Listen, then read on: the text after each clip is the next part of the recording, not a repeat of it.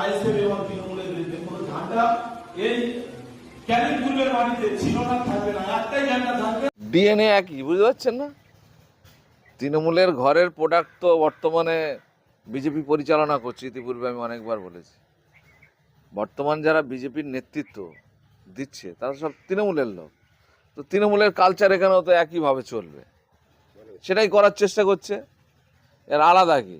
এপিট আর ওপিট। মুখ্যমন্ত্রী শুভেন্দু হয়েছে বর্তমানে, দেখা যাবে কি করে। কিন্তু আমরা যতদূর আমাদের আইডিয়া, এ তো মানে মমতা ব্যানার্জির সঙ্গে একসঙ্গেই রাজনীতি করা লোক, এক থালায় খাওয়া লোক, তো কতটা পরিবর্তন আর হবে? যার কারণে এসব জিনিস দেখতে হচ্ছে। যে পথে তৃণমূল চলেছে সেই পথেই বিজেপি চলার চেষ্টা করছে। তৃণমূলের অসমাপ্ত কাজ বিজেপি সমাপ্ত করবে হয়তো, সেই কারণে এইভাবে চলছে। 2011 সালের আগে যে দলটি ছিল সেই দল থেকে কার্যত ভেঙে এসে তৃণমূলে এসে সেই লোকগুলোই সিপিএম এর পতাকা ফেস্টন ক্যানিং পূর্ব ধরে মারতে দেয়নি বা কোনো রাজনৈতিক কার্যকলাপ করতে দেয়নি। আর আজকে যারা বিজেপির যারা এসছে তারাও সেই দলেরই লোক। সেই 2011 সালে যারা ছিল, 2011 সালের পরে যারা ছিল, অর্থাৎ সিপিএম যারা ছিল, তৃণমূলে যারা ছিল, তারাই আবার বলছে যেখানে সিপিএম বা আপনি খোঁজ নিয়ে দেখেন, যারা এখন বিজেপি ওখানে নেতৃত্ব বলে নিজেদেরকে জাহির করার চেষ্টা করছে, তাদের একটা বড় অংশই কিন্তু আজ থেকে দুদিন আগে তারা তৃণমূলই করত। তারা এখন জামা পাল্টে এখন সামনের সারি নেতা সাজার চেষ্টা করছে, যার কারণে এটা হচ্ছে। এই যে আপনারা বা আপনাদের জোট সঙ্গী বামফ্রন্ট তাদের পতাকা ফেস্টন মারতে নিষেধ করছে, আপনারা এটাকে কেমন ভাবে হ্যান্ডেল করবেন? আমরা একটু গুছিয়ে নিচ্ছি। আমরা যদি তৃণমূলের সঙ্গে লড়াই করে এখানে রাজনীতি করতে পারি, তাহলে আমরা কি মানে বিজেপিকে ছেড়ে দেবো মনে হচ্ছে?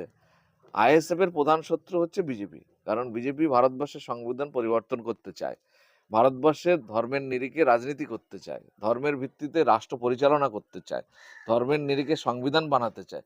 সুতরাং এরা হচ্ছে ভারতবর্ষের মানে কৃষ্টি কালচারের সম্পূর্ণ বিরোধী এবং ভারতবর্ষের যে থিম সেই থিমের বিরুদ্ধে। সুতরাং এই বিজেপির বিরুদ্ধে আমাদের কিন্তু অল আউট হচ্ছে আন্দোলন। সেই জায়গায় দাঁড়িয়ে তৃণমূল এদের সহযোগিতা করেছে, তৃণমূল এদেরকে দীর্ঘদিন মানে জায়গা দেওয়ার চেষ্টা করেছে, সেই কারণে আমাদের রাজ্যে আমরা তৃণমূলের সঙ্গে লড়াই করেছি। তৃণমূল এখন নেই, তাহলে আমাদের এখন প্রধান শত্রুর সঙ্গে সরাসরি লড়াই হবে। সুতরাং ছেড়ে দেওয়ার কোনো জায়গা নেই।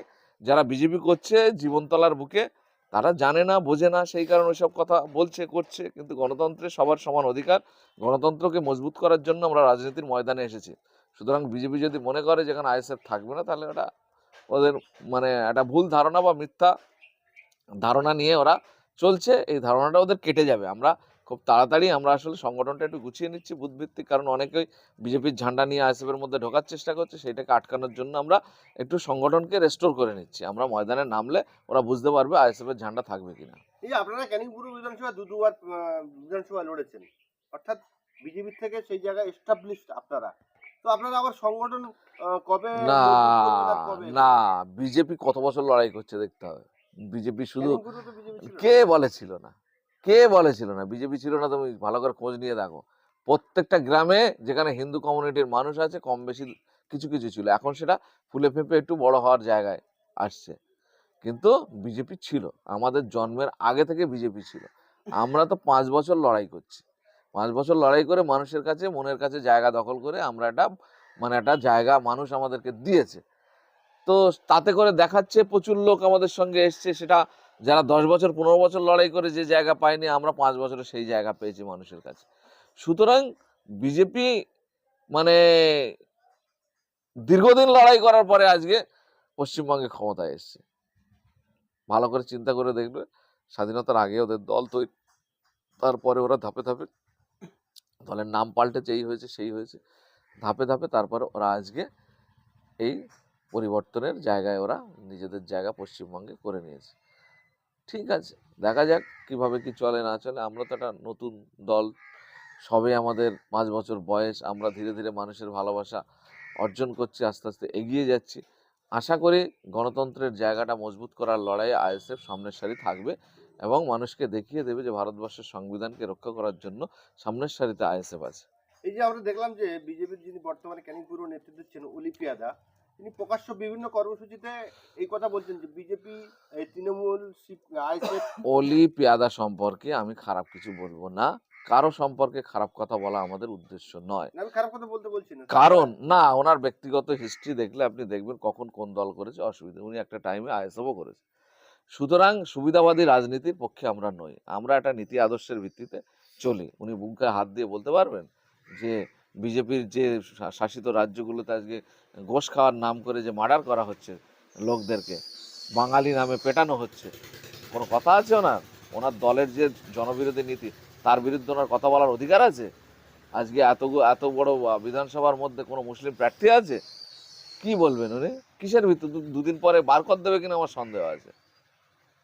উনি যে প্রকাশ্য বলছেন যে সিপিএম বলছেন উনি বিজেপির গুড বুকে থাকার চেষ্টা করছেন, ওনার পদের দরকার, এবং উনি চেষ্টা করছেন এইসব করে যদি বিজেপি ওনাকে বড় পদে দেয়। আপনারা কাউন্টার করছেন না কেন? তাহলে তো আপনাদের শীর্ষ নেতৃত্ব যেমন এখন কেউ ঘেউ ঘেউ করছে, তার পেছনে আমরা দৌড়তে যাবো? আমরা আমাদের কাজ দেখাবো, আমরা ওখানে জনসভা করব, আমরা বুথ ভিত্তিক সংগঠন অলরেডি গড়ে তুলছি, আমাদের লোকগুলোকে সাজিয়ে নিচ্ছি, আমরা ওখানে নামবো। আমরা কি ভাবছেন আপনারা? ছেড়ে দেবো আমরা? পশ্চিমবঙ্গের কোনো জায়গায় আমরা ছাড়বো না, আইএসএফ সব জায়গায় লড়াই করবে। আমরা আস্তে আস্তে এগোচ্ছি। আমাদের উদ্দেশ্য হলে ভারতবর্ষের ধর্মনিরপেক্ষতা রক্ষা কথা, পশ্চিমবঙ্গের বুকে গণতান্ত্রিক পরিবেশটাকে মজবুত করা। তাহলে সেক্ষেত্রে যারা এই গণতন্ত্রের বিরুদ্ধে, যারা সংবিধানের বিরুদ্ধে, যারা মানুষের অধিকারের বিরুদ্ধে, আমরা কিন্তু তাদের বিরুদ্ধে লড়াই করব। এবং সেখানে ধর্মনিরপেক্ষ শক্তি যারা এক জায়গায় এসে এই লড়াইতে সামিল হবে, আমরা সবাইকে সঙ্গে নিয়ে যেমন লড়াই করার বিধানসভার জন্য চেষ্টা করেছি, সেরকমভাবে এই গণতান্ত্রিক পরিবেশ রক্ষা করার জন্য যে লড়াই, সেই লড়াইতে যারা সাথ দেবে আমরা চেষ্টা করব সবাইকে ঐক্যবদ্ধভাবে লড়াইটা মজবুত করার। আমরা দেখেছি 2011 সালে যারা সিপিএম করতো সেই লোক থেকে কিছু ভেঙে এসে তৃণমূলে ঢুকলো, তখন বললো সিপিএম ঠান্ডা থাকবে। আজকে তাদের মধ্যে থেকে বেশ কিছু লোক বিজেপি এসছে, তারা এসে বলছে আইএসএফ সিপিএম। দেখেন, এটা কিছুটা নীতির উপর নির্ভর করে। যারা করছে তারা এইটা এস্টাবলিশ হচ্ছে, অর্থাৎ যে দল আসছে সেই দলে গিয়ে এই কাজ করতে পারবে বা পারছে, যার কারণে এটা তারা করে যাচ্ছে। কিন্তু আমাদের দলে এটা হবে না। আমাদের দল যারা করছে তাদেরকে এই অধিকার দেওয়া হয় না যে তুমি এরকম ভাবে অন্যদের ঝান্ডা ব্যবহার করা, অন্যদের রাজনীতি করার অধিকার নষ্ট করা, এটা সম্পূর্ণ গণতন্ত্রের পরিপন্থী। সুতরাং এই জিনিস যারা করছে তাদের বিরুদ্ধে আমাদের অল আউট লড়াই হবে। আমরা দেখলাম যে আরাবুল ইসলাম সাহেবের ভোট প্রচারে যিনি ছিলেন ক্যানিং পূর্বের তখনকার আইএসএফ নেতা ছিল ডাক্তার লতিফ, তিনি এখন আইএসএফ এর মঞ্চে উঠে ভারতীয় জনতা পার্টির গুণগান গাইছেন। কি বলবেন এই প্রসঙ্গে? ভারতীয় জনতা পার্টির পক্ষে কথা বলেছে না বলেছে ওটা যাচাই বাছাই করতে হবে, কিন্তু আমি ফোন করেছিলাম, তিনি বলেছেন যে আমরা প্রথমে আইএসএফ এর মিটিং করার জন্য প্রস্তুতি নিয়েছিলাম, তার মধ্যে বিজেপিরা ঢুকে যায়।